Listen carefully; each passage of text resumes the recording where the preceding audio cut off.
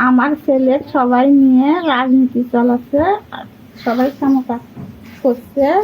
এটা আমরা চাই না, আমার ছেলের বিচারটা চাই।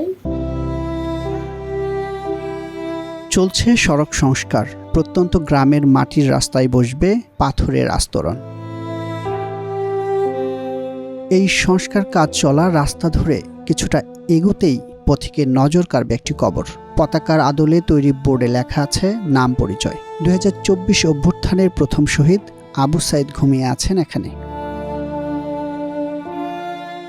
কবরের সঙ্গে লাগোয়া বাড়িতেই জন্ম আবু সাইদের। মাটির ঘর ভেঙে তৈরি হচ্ছে ইটের বাড়ি। তবে ছেলের স্মৃতি আঁকড়ে মাটির ঘরেই থাকেন তার মা। 2024 সালের বৈষম্য বিরোধী আন্দোলনের রংপুর বিশ্ববিদ্যালয়ের সমন্বয়ক ছিলেন ইংলিশ ডিপার্টমেন্টের 12তম ব্যাচের শিক্ষার্থী আবু সাইদ। 16 জুলাই দুপুরে রংপুর বিশ্ববিদ্যালয়ের পার্ক মোড় এলাকায় আন্দোলনের সামনে সারিতেই ছিলেন তিনি। সেখানে আহত হওয়ার পর রাতেই মৃত্যু হয় আবু সাইদের। ছেলের মৃত্যুর বছর পূর্তিতে মায়ের প্রশ্ন, যে কারণে এই আত্মত্যাগ তার কতটা পূরণ হলো। আমার ছেলে না আসনি এলেই রাজনীতি এখন আর করেনি, আমাকে ছেলের বিচার করেনি। আমার ছেলে যে রক্তের জীবন দিচ্ছে সেটা আমার তো এলাও হয়নি। আমার ছেলে সেই রক্তরা হয়নি। আমার ছেলে রক্তরা এখনো কাজে নাগেনি, কাজে সরকারে নাগায়নি।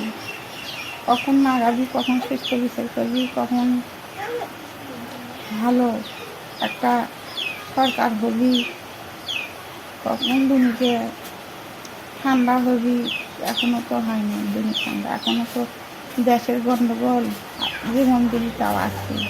বৈষম্য বিরোধী আন্দোলনের প্রথম শহীদের প্রতি শ্রদ্ধা জানাতে আবু সাইদের কবরে নিয়মিতই যাতায়াত করছেন বিভিন্ন রাজনৈতিক দলের নেতারা। কবরের পাশে দাঁড়িয়ে দেওয়া হচ্ছে নানা প্রতিশ্রুতি, কিন্তু এখনও ছেলে হত্যার বিচার পাননি বলে অভিযোগ মা মনোয়ারা বেগমের। পুলিশ ধরে আর কোনো পুলিশ ধরে নেই, বিচার তো করে নাই এক পর্যন্ত, পুলিশও ধরে নাই, কোনো বিচারও নাই। শহীদের ধরে আমার ছেলে একটাই হবে সেদিন, সে বিচারও নাই। রাজনীতি দল ধরেছে, এখন মানুষের রাজনীতি করেছে, আমার ছেলে তো বিচার করেছে না। সবাইকে আমার ছেলে জানি বিচারটা জানি সূক্ষ্মভাবে করে, এটাই চাই। আর যারা যারা ধরে নাই, যা আমার ছেলে তাই মারছে, আমার অনেকগুলো প্রশাসন লোক, পুলিশ, মানুষ ছেলে যেন এখন ধরে, এটাই সরকারের কাছে চাওয়া যায়।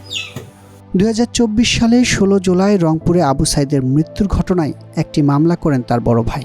একই ঘটনায় আরেকটি মামলা করে পুলিশ। পাশাপাশি আন্তর্জাতিক অপরাধ ট্রাইব্যুনালেও একটি হত্যা মামলা হয়েছে। 2024 সালের 1 জুলাই থেকে 5 আগস্ট পর্যন্ত সংগঠিত ঘটনা প্রভাব বিশ্লেষণের পর জাতিসংঘের মানবাধিকার বিষয়ক হাই কমিশনারের দপ্তরের অনুসন্ধানী প্রতিবেদনে বলা হয়েছে, আবু সাইদকে বেপরোয়াভাবে গুলি করেছে পুলিশ। বিচার বহির্ভূত হত্যার শিকার হয়েছেন তিনি। আবু সাইদের হত্যাকাণ্ডে পুলিশের সরাসরি জড়িত থাকার যথেষ্ট যুক্তিসঙ্গত কারণের কথা বলেছে তারা।